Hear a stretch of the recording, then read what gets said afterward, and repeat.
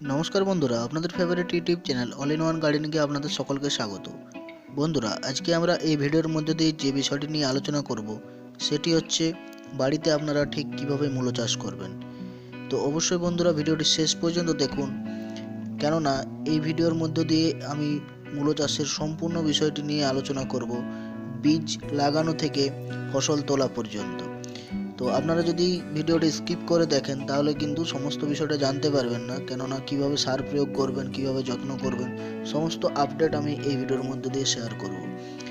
আপনারা দেখতেই পাচ্ছেন যে এখানে ঠিক কত বড় সাইজের মূলো হয়েছে এবং ঠিক কতটা সুন্দর হয়েছে। তো অবশ্যই আপনারা ভিডিওটি শেষ পর্যন্ত দেখুন। তো চলুন বন্ধুরা, ভিডিওটি শুরু করা যাক। তো বন্ধুরা, প্রথমেই এই মাটি আমাদের তৈরি করে নিতে হবে। মাটি তৈরি করার জন্য মাটিটিকে খুব ভালোভাবে ঘষে নিতে হবে, যাতে মাটি পুরো ঝুরঝুরে হয়ে যায়, এবং তার মধ্যে শুকনো গোবর সার এবং খোলের গুঁড়ো মিক্স করে নিতে হবে। এর মধ্যে কোনো ধরনের রাসায়নিক সার বা অনুখাদ্য দেওয়ার প্রয়োজন নেই। এখানে দেখুন, আমি একটি পুরনো ইউজ অ্যান্ড থ্রো যে পেনগুলো হয় সেগুলো ব্যবহার করছি বীজগুলো লাগানোর জন্য, যে ছিদ্র বা হোল সেটা বানানোর জন্য। মোটামুটিভাবে 4 ইঞ্চি ছাড়া ছাড়া আমি দূরত্বে এই হোলগুলো বানিয়ে নিচ্ছি।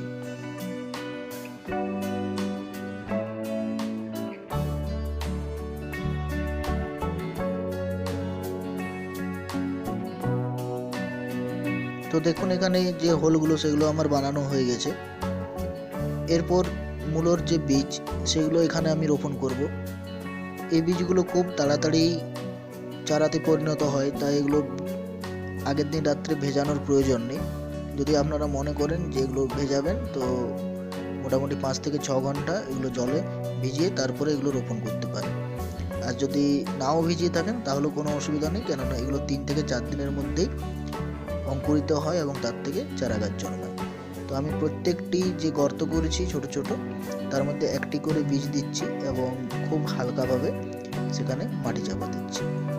বেশি গভীরে এই বীজ দেওয়া যাবে না, তাহলে যে গাছ তা বের হতে অনেক সময় লাগবে, বা অনেক ক্ষেত্রে তা বেরোতে না পেরে নষ্ট হয়ে যেতে পারে। তো দেখুন, এখানে আমি সমস্ত বীজগুলো লাগিয়ে নিয়েছি। এরপর এর মধ্যে আমি জল দিয়ে দিচ্ছি। প্রথমবার অবশ্যই ভালোভাবে মাটি ভিজিয়ে দিতে হবে। তো এখানে জল দেওয়ার জন্য আমি একটি শাওয়ার ইউজ করছি।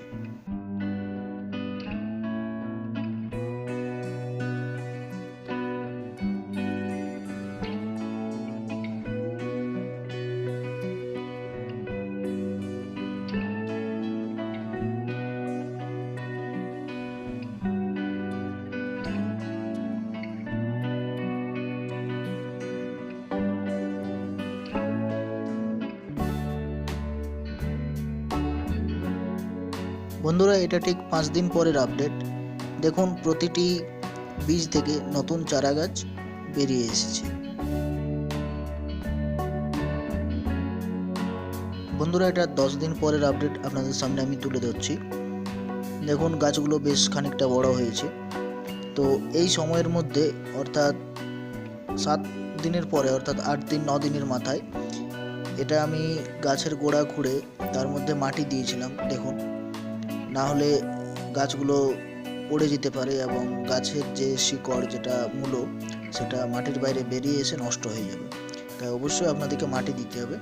এটা আপনাদেরকে বলে রাখি যে মূলো গাছে 3 বার যদি আপনারা মাটি দেন তাহলে সবচেয়ে ভালো হয়। তো এটা আমি প্রথমবারের জন্য একবার মাটি দিয়ে দিয়েছি।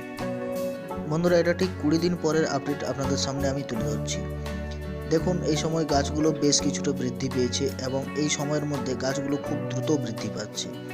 গাছের কালার লক্ষ্য করুন, পুরো সবুজ হয়ে আছে এবং গাছের যে স্বাস্থ্য সেটাও খুব ভালো। তো আমি 17 থেকে 18 দিনের মাথায় আমি কি করছি না, দ্বিতীয়বারের জন্য যে মাটি দেওয়া সেটা আমি দিয়ে দিয়েছি এখানে গাছের গোড়ায়। এবং এখানে আপনারা খেয়াল করবেন যে গাছের গোড়ায় অন্য কোনো ধরনের সার, সেটা জৈব সার হোক বা রাসায়নিক সার, আর কিন্তু গাছের গোড়ায় দেওয়া যাবে না। কারণ এই সময় যদি আপনারা কোনো ধরনের সার গাছের গোড়ায় দিয়ে থাকেন তাহলে কি হবে না, গাছের নিচের অংশ বেশি বৃদ্ধি পাওয়ার চাইতে উপরের অংশ বেশি বৃদ্ধি পাবে। অর্থাৎ আপনাদের এখানে টার্গেট তো মূলো পাওয়া বা মূলো বেশি পরিমাণে পাওয়া, তো সেটা না পেয়ে আপনারা কি পাবেন, সবচেয়ে বেশি পরিমাণে এখানে পাতা পাবেন, অর্থাৎ গাছটি বুশি হয়ে যাবে, গাছটি ঝোপযুক্ত হয়ে যাবে, যার ফলে সেখানে পাতার পরিমাণ বা যেটা মূলো শাক সেটা বেশি পরিমাণে হবে, মূলো বেশি হবে না। তাই কোনোভাবে এখানে কোনো ধরনেরই সার আপনারা ব্যবহার করবেন না পরবর্তীকালে, অর্থাৎ মাটি তৈরির সময় যেটুকু সার দিয়েছেন সেটাই যেন থাকে, পরবর্তীকালে আর কোনো ধরনের সার এখানে ব্যবহার করা যাবে না। বন্ধুরা, এটা ঠিক 30 দিন পরের আপডেট আপনাদের সামনে আমি তুলে ধরছি। দেখুন, গাছগুলো প্রায় সম্পূর্ণ হওয়ার দিকে অনেকটা এগিয়ে গেছে। তো এই 30 দিনের দিনে আমি যেটা করেছি, গাছের গোড়ায় তৃতীয়বারের জন্য যে মাটি দিতে লাগে সেটা আমি দিয়ে দিয়েছি, এবং এটাই ফাইনাল মাটি দেওয়া, এরপরে আর কোনো ধরনের মাটি গাছের গোড়ায় দেওয়ার প্রয়োজন হবে না। বন্ধুরা, এটা ঠিক 40 দিন পরের আপডেট আপনাদের সামনে আমি তুলে ধরছি।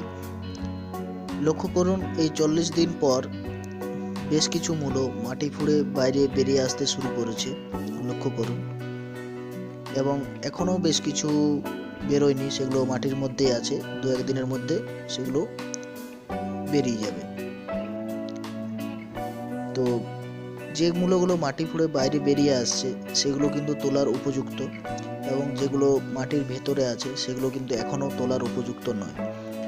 তো দেখুন, যেগুলো বেশি বেরিয়ে গেছে অর্থাৎ অনেকটা বেরিয়ে এসেছে, সেগুলো যদি আপনারা তোলেন তো সেটার থেকে আপনারা ভালো ফলন পাবেন, অর্থাৎ সেটি পরিপক্ক হয়ে গেছে। কিন্তু যেটা সামান্য পরিমাণ বেরিয়ে আছে বা মাটির ভিতরে আছে সেটা যদি তোলেন তাহলে সেটা পরিপক্ক তখনও হয়নি। তো অবশ্যই আপনারা যখন তুলবেন সেটা দেখে নেবেন যে মাটির থেকে সেটা ঠিক কতটা বেরিয়ে আছে। তো আপনাদেরকে আমি দেখাচ্ছি, এখানে আমি একটা মূলো তুলছি, লক্ষ্য করুন এটা অনেকটাই বেরিয়ে আছে মাটির থেকে। তো আমি মূলোটা তুলছি, আপনারা দেখুন।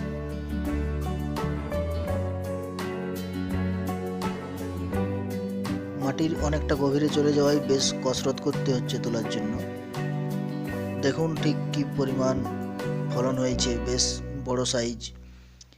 তো যাই হোক, বাড়িতে শতভাগ জৈবিক পদ্ধতিতে চাষ করা সবজির স্বাদেই আলাদা হয়, সেটা আপনারা সকলেই জানেন যারা বাড়িতে করেন।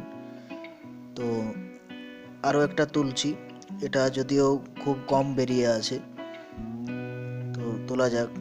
আপনারাও আপনাদের বাড়ির আঙিনায় বা ছাদে যেটুকু জায়গা আছে সেই জায়গাগুলোতে আপনারাও সবজি চাষ করুন। ছাদে কিভাবে সবজি চাষ করবেন এই বিষয়ক অনেক ভিডিও আমার চ্যানেলে আছে, আপনারা চ্যানেলটি ভিজিট করে সেই সমস্ত ভিডিওগুলো দেখে নিতে পারেন। তো যাই হোক, এরপর মূলগুলো ধুয়ে নিচ্ছি, তাহলেই এদের আসল স্বরূপ বোঝা যাবে। এগুলোকে জলের সাহায্যে ভালোভাবে ধুয়ে নিতে হবে, কেননা মাটি লেগে থাকে এর মধ্যে। দেখুন, ফ্রেশ একেবারে সবজি, যেটা বলছিলাম আপনাদেরকে, শতভাগ বাড়িতে জৈবিক পদ্ধতিতে এটা তৈরি করা, কোনো ধরনের কীটনাশক, কোনো ধরনের রাসায়নিক সার কোনো কিছুই ব্যবহার করা নেই, শুধুমাত্র খোলের গুঁড়ো এবং যে শুকনো গোবর সেটাই ব্যবহার করা হয়েছে এখানে। তো বন্ধুরা, এই ছিল আজকের ভিডিও। যদি ভিডিওটি ভালো লেগে থাকে তাহলে অবশ্যই একটা লাইক করবেন। যদি কোনো ধরনের কোশ্চেন থেকে থাকে তাহলে অবশ্যই কমেন্ট করবেন। আর আপনি যদি এই চ্যানেলে প্রথমবার এসে থাকেন তাহলে অবশ্যই চ্যানেলটিকে সাবস্ক্রাইব করবেন গার্ডেনিংয়ের বিষয়ের যে কোনো ভিডিওর আপডেট পাওয়ার জন্য।